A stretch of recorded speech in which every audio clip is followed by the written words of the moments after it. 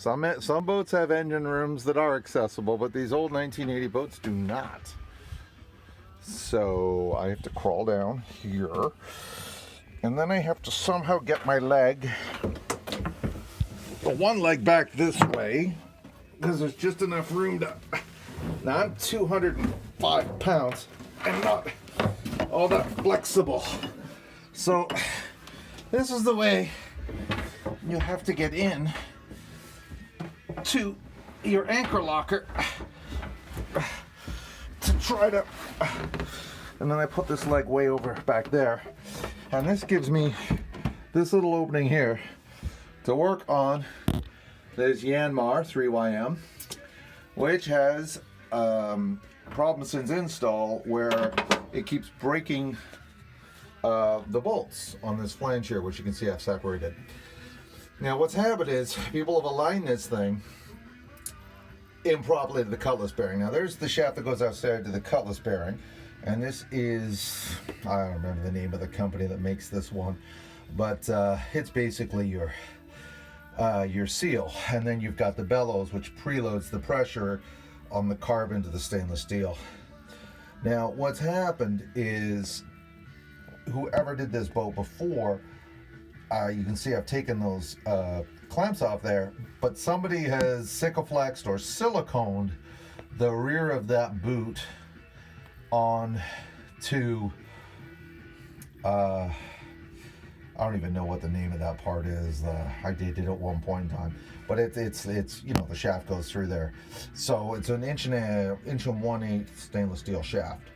Now we have fought hard to try to take that off. We're gonna have to get heat down here for that, to take that off, but what we're trying to do is just get it aligned better right now.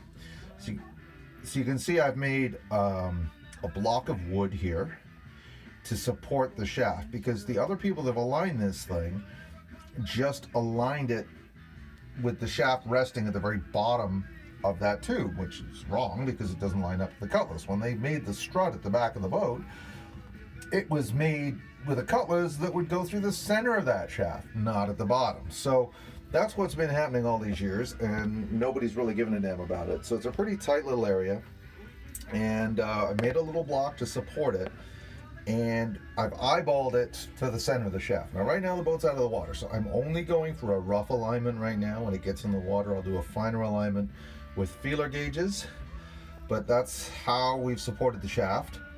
And as you can see, there's some other blocks of wood underneath there, and what I've done is I've wedged these in and slowly increased them until that shaft is on the center. Now you can't see it here because I have to look from the outside, because some idiot did that. Actually, it was a doctor that owned this boat, and apparently he did his own maintenance. God, can you tell? Anyway, so this is the little area that we have to work in, and this is a CNC 40 1980 model, and it's a pretty tight little area to work in, and this is how I'm trying to align my shaft.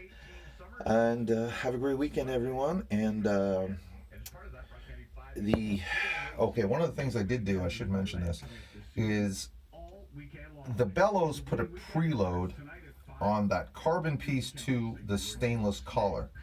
Now the stainless collar has 4 set screws. There's only 2 holes, but what we do is we put the first set screw in to hold to the shaft, and the second set screw holds a set screw so it doesn't back off and loosen. So I've had to remove those set screws, and basically, God, I can only get one arm in here, but as you can see, whoop, let's go back the other way here. Okay, so this is now loose. So it's taken the preload off the bellows.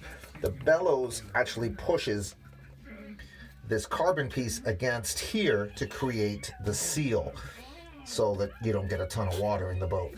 So as you can see, I've loosened that off.